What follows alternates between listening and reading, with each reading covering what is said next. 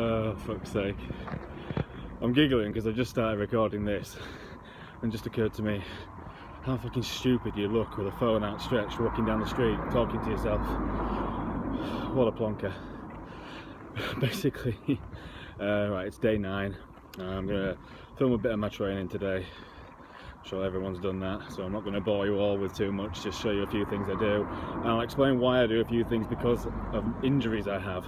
So sometimes that sort of gets overlooked, but I'll explain a few things.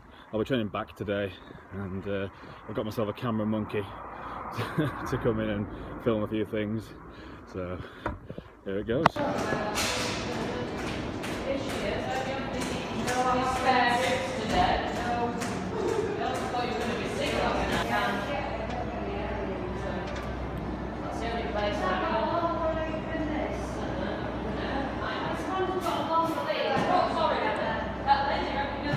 That's how you go. I'll show you. Let's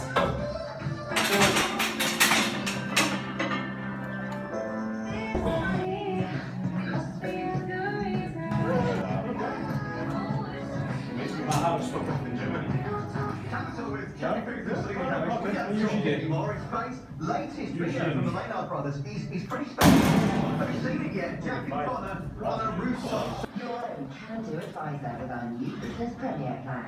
Free your business at the ready. Go in store or search Vodafone Business. I always have a short attention span. Could barely sit through a cartoon, let alone a maths class. I knew a 9 to 5 was good for me, so I joined the nation.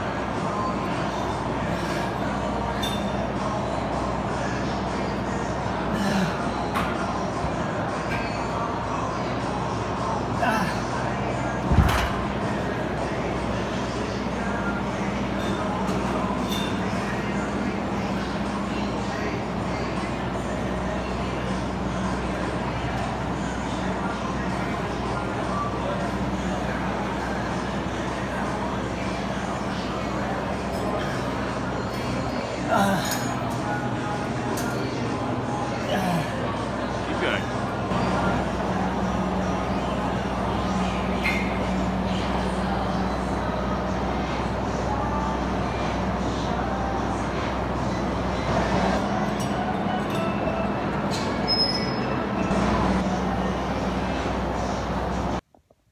Right, so that was a back workout. The reason I chose back was because it's probably the upper body part that I can actually almost 100% train without any issues with the injuries I have.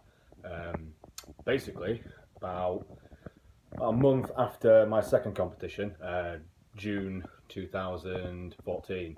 I was training and everything was fine. I woke up the next day and I had a pain basically in here, and it sort of came and went for a while. You know, I did an off season a few months later, obviously did my prep last year and won my show. It basically affected pressing movements with shoulders and chest. Sometimes it was okay, sometimes it was quite tight and it would ache afterwards. And I had it looked at by physios and it was diagnosed by a few different things: angry deltoid insertion, strain, scar tissue, all kinds of different things it could have been, but I never got an actual diagnosis. And then from not long after that, leading up until September last year, I had a really good run with training. It was virtually pain-free for a few months, and I was really enjoying my training. It will have been September time.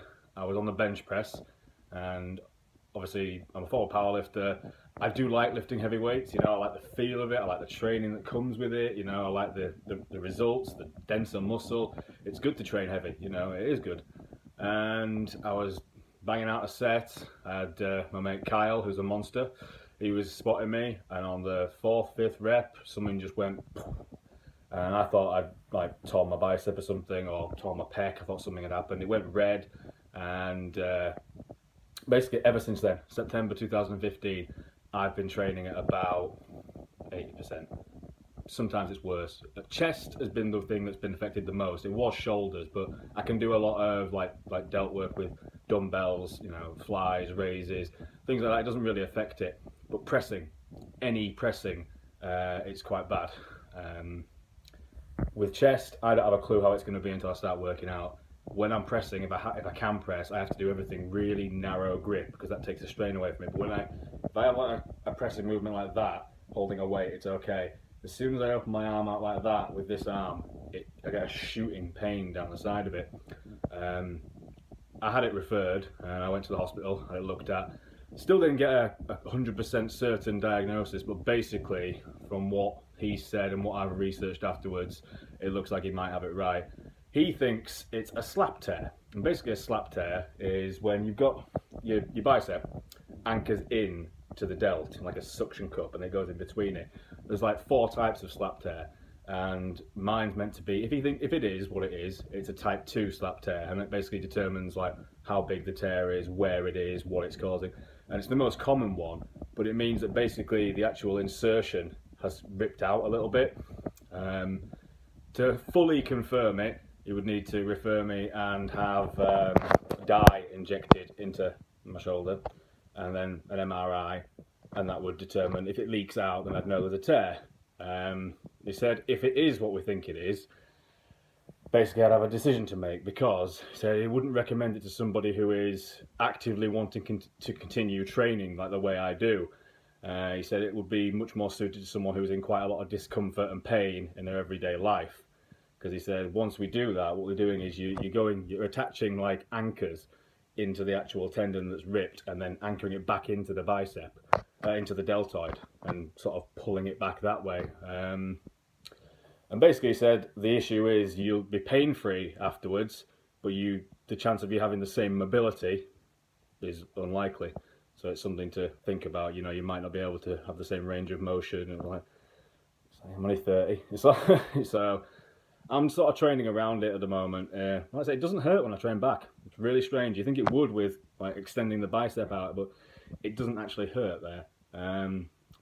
It doesn't hurt obviously when I train legs, but when I squat, because I have to have my arm behind the bar, it hurts, it pulls on it.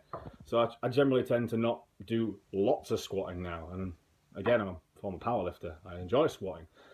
So I'm just basically doing what I can to get around it. I'm not making excuses, but I can see and I can feel a difference in my physique compared to, you know, having an off season last year at about 90-95% training ability compared to now. Bottom line, if you aren't able to lift and press decent weights for decent reps, you're not going to have the same density, you're not going to have the same thickness. You know, you can do your flies, you know, you're not going to build great massive legs by doing leg extensions. You don't necessarily have to squat, but you probably want to be using a hack squat machine or a proper 45-degree plate loaded leg press. You are not going to build massive quads and thick, dense muscle by leg extensions, in the same way you aren't going to build massive delts with just flies, and same with chest. So I just have to make do.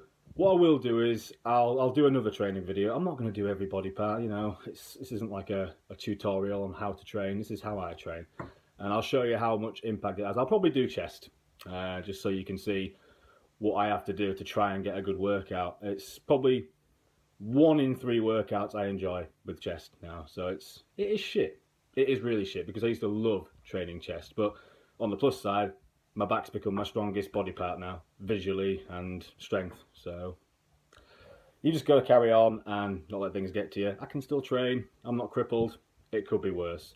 And what the main point of this whole prep is good. When I look at what I look like at the end, I'm going to decide whether I think I would benefit or whether I could risk going through another off season, potentially risking injuring myself more, or if I'm going to look better.